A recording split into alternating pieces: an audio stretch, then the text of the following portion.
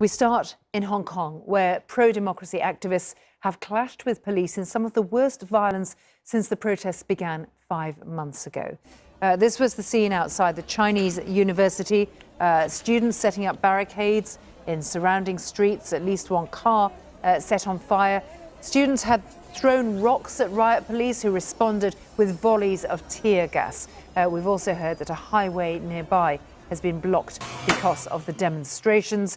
Earlier, also disruption to train services when a line was reportedly blocked by objects placed upon the tracks. So a lot of disturbance, all focusing around this campus, the Chinese university in Hong Kong. I've been hearing more from our correspondent, Robin Brandt. Yes, and what's unusual about what's happening now in this area of Hong Kong is not, unfortunately, the fact that you have violent confrontation at times between police and protesters, not the fact that you're having tear gas being used, rubber bullets and petrol bombs as well, but it's the fact that the confrontation in the last few hours is centred on the campus of Chinese university here. That hasn't happened in the 5 or so months that we've had this level of demonstration, this level of protest here in Hong Kong. That's what makes this different. The other thing as well that I think is evidence of the growing change in the nature of the confrontation here is that this is happening in the middle of the working week. Much of the focus in the past has been around big organised events at weekends. We've had protest demonstrations. Sometimes they have been followed by violent confrontation between police and protesters as the night goes on. But it's a Tuesday night here in Hong Kong, and we're seeing dramatic images of police confronting students on the campus of one of Hong Kong's most prestigious universities. That's not really something we've seen before. But I think, as you said, the last 48 hours in particular have seen a definite escalation in the confrontation here. We saw a record number of arrests on Monday, some 287 in one day. That's the highest level we've had, according to the police, and that followed on from the shooting of a man in the chest at point-blank range, the third person to be shot by police since these protests began back in June, and that led to a huge amount of tension. And I think what we're seeing on Chinese University campus tonight is probably associated with the aftermath of that. We're also seeing, Robin, some reports coming through of the protest groups gathering at City University. It's not just the Chinese University of Hong Kong. Tell us something more about the role of students. I mean, ever since the days of the first umbrella protests, students have been part of the backbone of the movement.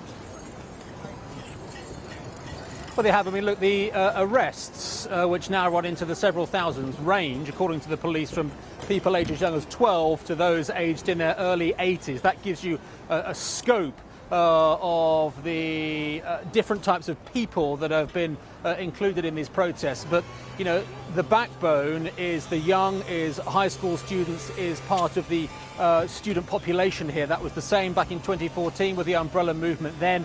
It appears to be the same this time round. It is the young who are at the tip of the spear, so to speak, in terms of the protests, in terms of those perhaps that are leading the most violent confrontation with the police. So there may be some within the police. You looked at some of the action yesterday when they focused on moving into some of the dormitories at Chinese University. There may be some who believe that they need to be more aggressive now in taking on those among the student population who they believe are behind these protests, which are now into their 6th month.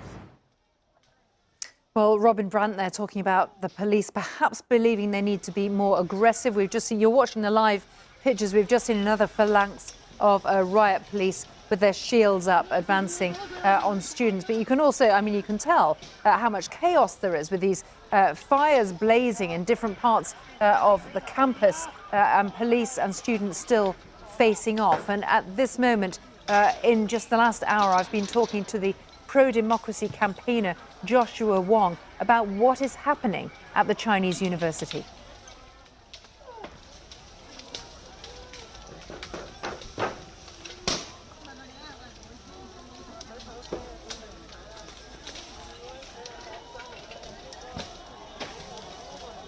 Even the principal of Chinese University was fired by the tear gas of riot police.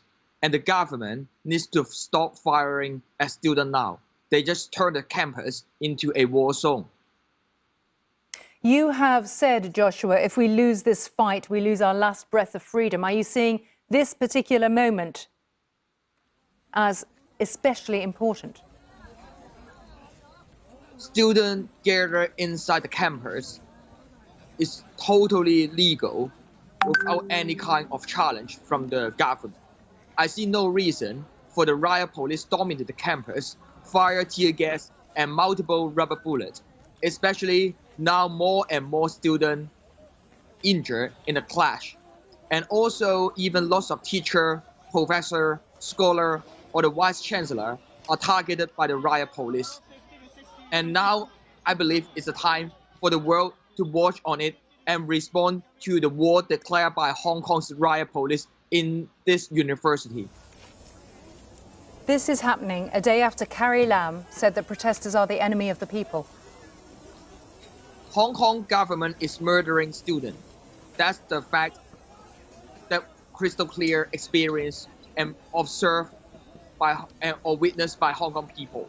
But Joshua Wong, it's not one-sided, is it? Because when you looked at what happened yesterday, we also saw that appalling image of a man set alight after arguing with a crowd of protesters. The violence is happening both ways. The violence is escalating.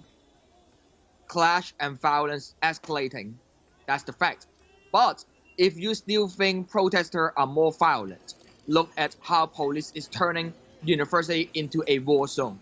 It's not surprised by how riot police clear people occupy on the street.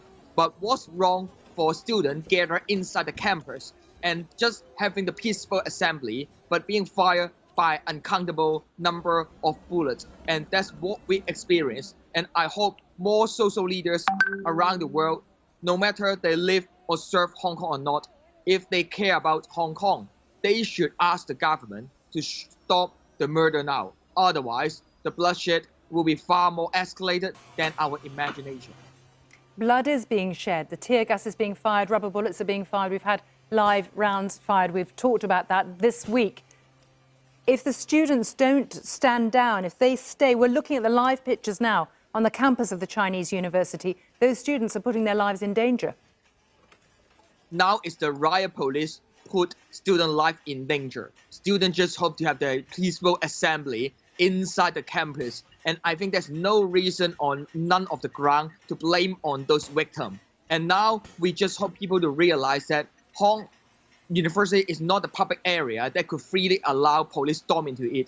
And even the vice chancellor hoped to have the negotiation with the commander during the protest zone, but police just refuse it. And even the vice chancellor is affected by the tear gas, which is really insane. Who can imagine even this kind of social leader or upper class elite in the society will still being targeted by the riot police, which just proved that they turn university into war zone and how they also turn Hong Kong to be a police state. Joshua Wong speaking to me just a little earlier. Look at the live pictures we're showing you now. This is the students or protesters stoking the fires, building the barricades. We're watching them throw anything that they can get their hands on onto the fires. Not a situation that seems to be de-escalating. And we have also been showing you in the last few minutes the numbers of riot police there on campus at the Chinese University of Hong Kong. I do want to say to you that earlier on Tuesday, before this flared up, a police spokesman just said of the protesters, there are countless examples of rioters using random and indiscriminate violence against innocent people. The spokesman, Kong Wing Chung, said Hong Kong's rule of law has been pushed to the brink of total collapse.